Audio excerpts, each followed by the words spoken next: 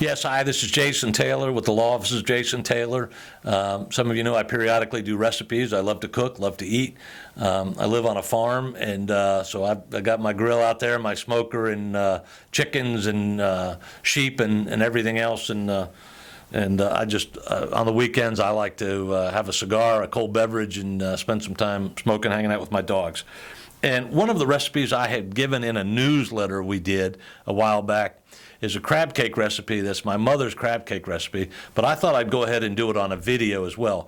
I made these crab cakes last night. I made them about 4 nights ago. Right now we're getting some fresh crab, and when the crab's in, I'm taking advantage. In fact, Friday night I not only made crab cakes, I also did soft shell crabs.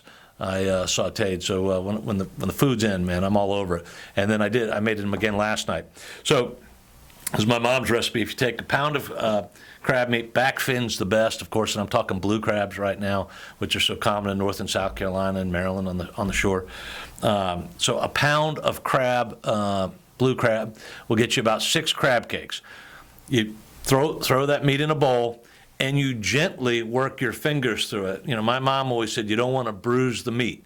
So in order to not bruise the meat, you're picking to see if there are any shells, and you're getting those out of there, but you're doing it very gently, kind of running it through your fingers to see if you feel any shell, and then remove that.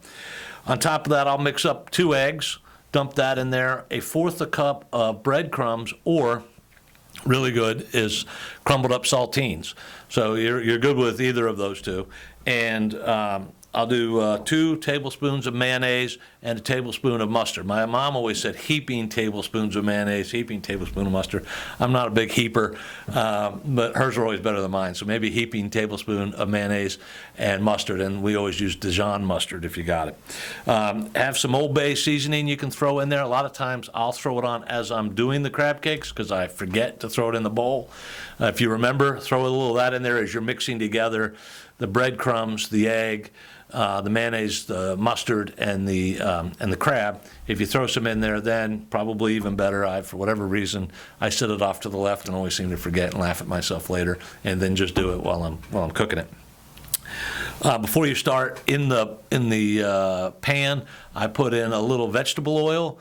So you can get a decent temperature without burning, and I throw butter in there too. My mom always said either use the vegetable oil or butter. I mix both, and I use a little whisk and get them mixed together and get it in there. I put it on about medium heat. I'll put those crab cakes together, and then after I kind of get it together, I'll put a little flour on one side, and I'll flip it over. I'll put a little flour on the other, and I'll think, well, that's not going to do a damn thing. It looks stupid. Well, I've done it without the flour, much harder to keep together. It actually works. So you put that flour on there, you put it in your pan. When the pan's hot enough, watch it for a couple of minutes. You don't want to fry it. You just want to saute it, right? So you're not trying to really overcook it. When you get it, takes me 2 spatulas, get under there, roll it over. It's a little brown on one side, get it brown on the other. It's not going to hurt you. And when it looks like something you're ready to eat, pull it off and let it sit there. I put it on a plate with a paper towel, give it a little bit of time, eat it. Of course, you can use any sort of condiments you want. You'll be ruining it because fresh crab is better without the condiments, but that's certainly up to you. I hope you enjoy. Let me know if you come up with anything that helps with that recipe. Take care. Bye-bye.